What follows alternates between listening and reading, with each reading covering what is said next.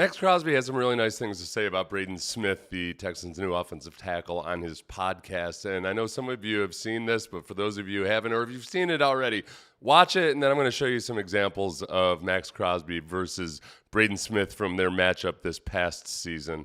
Let me first pull it up. But and I apologize, I'm a little bit late, but the thumbnail for some reason decided to make Braden Smith a black man. They're not predictions of analysis on every player and, oh, he's the best or this person's the best and that.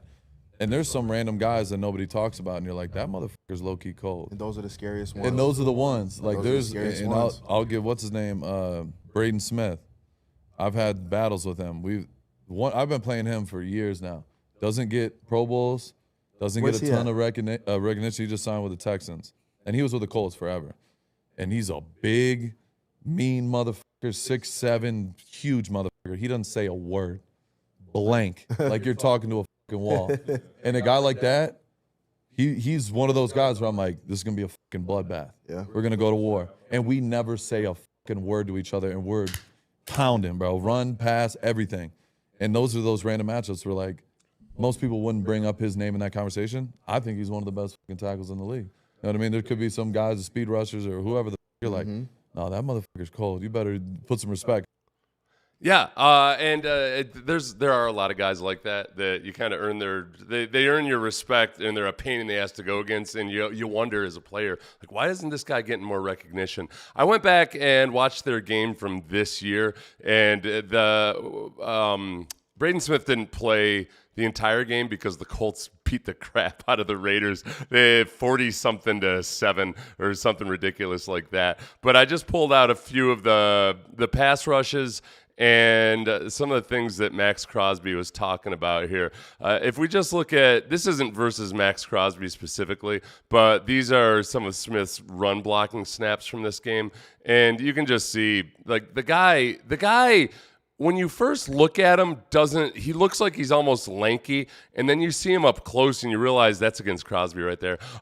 He is built like a brick crap house, and he gets after it. Like, he keeps his pads low, he keeps his legs driving. He's really tenacious. Everything the Texans have wanted out of their offensive linemen in the run game, he does all of that. And I think the biggest thing that really sticks out is that he's coachable. You know, he's a guy that I think overcomes maybe some lack of natural fluidity or athleticism and just gets the absolute most out of it by being really efficient. If we go to the pass blocking snaps versus Maxx Crosby, and Maxx Crosby had some nice plays in this game. I'll show one at the end that I have to show of him beating Braden Smith, but just out of respect to him saying nice things about Braden Smith, I gotta give him his propers and show one incredible play that he made at the end. But here's Smith versus Crosby's speed rush, and the thing that I'm impressed by with Smith in this game is really, like, he understands, okay, I got to worry about the speed dynamic with Crosby. And he kind of anchors down and doesn't sprint out completely, but does a really good job with his hands. The second snap, I think, if you watch, Crosby is going to try to chop, and you see what Smith's doing with his hands there. You don't give the defensive lineman your hands. If he tries to go out and attack and punch, then Crosby can slip underneath. So he's nice and patient, throws his hands late, but, like, Crosby goes for the swat and misses because Smith's able to run him around the hoop there. I think we had the same thing kind of going on. Oh, there when he comes after and tries to snatch to the outside. But then when you watch him versus the power, like, one of the reasons that Smith can kind of sometimes against the really athletic guys come out and, let's see, I did not set this up well beforehand, versus power. There we go.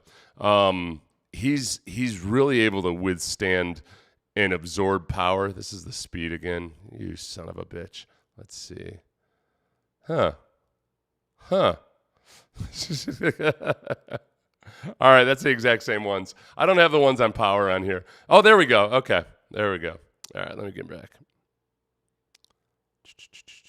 Okay.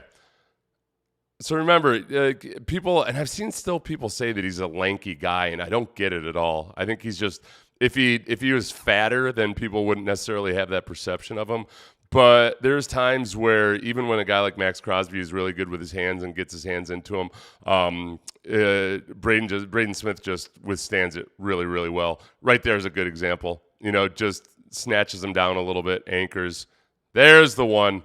I told you I'd save it for last. Just out of respect to Maxx Crosby, who said some really nice things about Braden Smith. God, he's good. He's just so slippery. It's not that he's deceptively fast or anything. He's obviously fast. He's slippery fast, though. He just takes a little bit of a window and just in the run and against the pass. So the things I like about him, obviously, are just that he is everything that the Texans have been trying to cultivate or bring into the building, that tough, gritty, nasty demeanor, to the point where Maxx Crosby is saying that it's a bloodbath when they play against each other.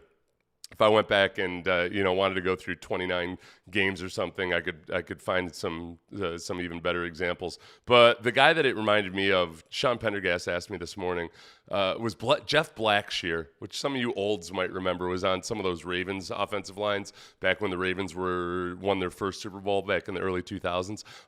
He was a guy that, look, you're on an offensive line with Orlando Brown Sr. You had Pace on that line, and he wasn't a marquee guy or anything, but he was just strong, physical, tough, and it was a pain in the ass playing against the guy. I think Braden Smith can be that kind of a guy and a good tone setter for everybody. Yeah, this is the problem. The thumbnail, I kept trying to tweak it to put Braden Smith in a Texans uniform, and the first time I did it, they turned him into a black man. They like I'm Al Jolson or something. So I had to switch that. Then the next time they did it, they changed his face. I think I got it. I think I got it to somewhere close to where it needs to be. I'm spending more time on these damn thumbnails, and I know they're a lot better. But it's using AI, which is supposed to make my life more efficient. I think I'm gonna have to upgrade to Claude or something. They don't know what the word lanky means, apparently. Yeah, I don't get it either. It's really, really weird. I'll have to bring up some of these scouting reports. It was one of the criticisms of signing Braden Smith in the offseason that just called him a tall, lean guy, as if that's the way he plays. And that's not what I see from him. That's not the way he plays. He's he is a brick mason type of dude when he plays. And then the other part about just the offensive line in general, I think Wyatt Teller is still that kind of a player. Rutledge 100% seems like that kind of guy. Rutledge doesn't own a suit. Rutledge wore jeans at his wedding. Rutledge is just a big country strong dude. Wee Woo's the exact same way. They're just big brutish guys. They're kind of like the TV or movie version of an offensive lineman. They'd be at the kegger, not talking to girls or anything, but just building a pyramid of cans on the card table. Well, Matthew McConaughey did all kinds of creepy stuff.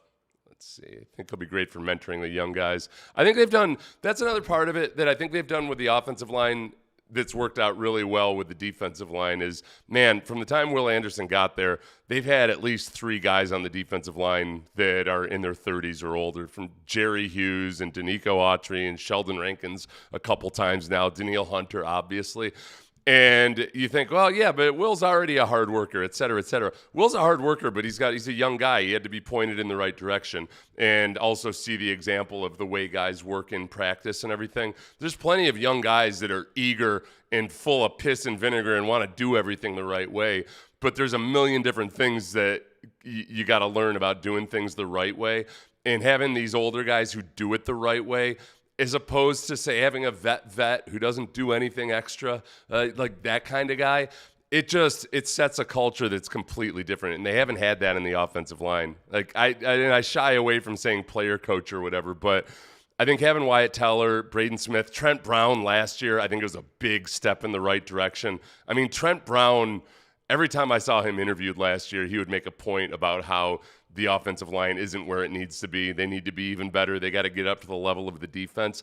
And that's not what we heard from the offensive line forever. We'd hear veteran offensive linemen. We were more likely to see them defending themselves on Twitter than we were actually hearing stuff about how they need to be better than they actually are. So I feel really good about the culture of the offensive line right now.